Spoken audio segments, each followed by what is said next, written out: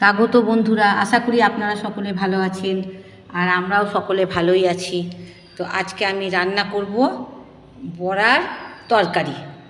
তো এই মটরের ডালের বড়ার তরকারি। এই মটরের ডাল আমি বেশ অনেকক্ষণই ভিজিয়ে রেখেছিলাম, আধ ঘন্টা মতো। তো এইবার আমি মটরের ডালগুলোকে একটুখানি বেটে নিতে হবে ভালো করে। আর এই ডালের মধ্যে আমি একটু সিদ্ধ চাল ভিজিয়ে রেখেছিলাম, বেশ মচমচে হবে বড়াগুলো। আর এর মধ্যে দিয়ে দিয়েছি শুধুমাত্র 2টো কাঁচা লঙ্কা, তাছাড়া আর কিন্তু কিচ্ছু দিইনি। তো এইবার আমি দেখুন ডালটাকে ভালো করে বেটে নিয়ে এসেছি। তা আমি তো ডালটা মিক্সিতেই বেটেছি, যার জন্য রান্নাটা খুবই তাড়াতাড়ি হয়েছে। আর এই ডালের মধ্যে আমি দিয়ে দিয়েছি একটু হিং, একটু হলুদ আর দিয়েছি নুন। আর এখানে মশলা জিরে ধনে আর দিয়েছি আদা আর লঙ্কার গুঁড়ো, হলুদ, এই হচ্ছে মশলা। তো আমি প্রায়ই করি, রান্নাটা খুবই আমার তাড়াতাড়ি হয়। তো দেখুন বন্ধুরা, এবার আমি তেলটা গরম করতে দিয়ে দিয়েছিলাম। তেল আমার ভালোভাবে গরম হয়ে গেছে। এবার আমি দিয়ে দিলাম বড়াগুলোকে। তা বড়াগুলো আমি এবার একে একে তেলের মধ্যে দিয়ে দিচ্ছি, দিয়ে একটু ভালো করে ভাজবো, বড়া যেরকম ভাজে। আর এবার আমার আস্তে আস্তে সব বড়াগুলো দেওয়া হয়ে গেছে। আর আমি বড়াগুলো বেশ এক পিঠ ভালোভাবে ভেজে নিয়েছি। আর বড়াগুলোকে এবার আমি একটুখানি নাড়াচাড়া করে নিচ্ছি। বড়াগুলো তো খুবই ভালোভাবে ভাজা হয়ে গেছে আমার, দেখুন।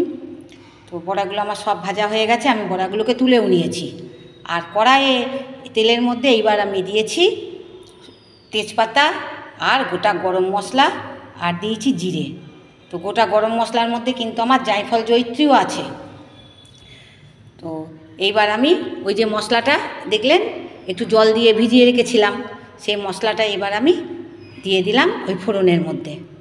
তাই আর আমি দিয়ে দিচ্ছি একটু চিনি, পরিমাণ মতন চিনি দিলাম। আর একটু দিয়ে দেবো এবার নুন।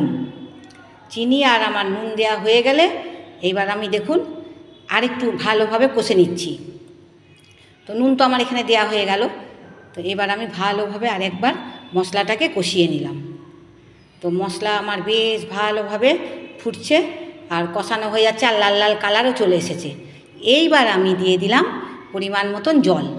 তো জলটা তো একটু আমায় বেশি দিতেই হবে, তার কারণ হচ্ছে বড়াগুলোতে তো জল টেনে নেবে, তা ঝোলটা টেনে নেবে। তা আমি এইবার দিয়ে দিলাম বড়াগুলো। খুবই তাড়াতাড়ি এই রান্নাটা হয়। আর দেখুন এইবার আমার বড়াগুলো দেওয়া হয়ে গেছে ঝোলের মধ্যে, আর কত সুন্দর ফুটছে।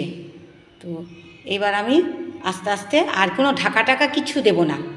তো আমার কিন্তু রান্না প্রায় শেষের দিকেই। তো এখানে যা দেখছেন আমার কিন্তু রান্নাটা হয়ে গেছে। খুবই সহজ রান্না, খুবই তাড়াতাড়ি হয়। তো আজকে আমি ওই জন্যে এই রান্নাটাই করেছি। আরও অনেক রান্না হয়েছে, কিন্তু আমি এই রান্নাটাই আপনাদের দেখালাম। তো আপনাদের যদি এই রান্না ভালো লেগে থাকে অবশ্যই আপনারা বাড়িতে করবেন।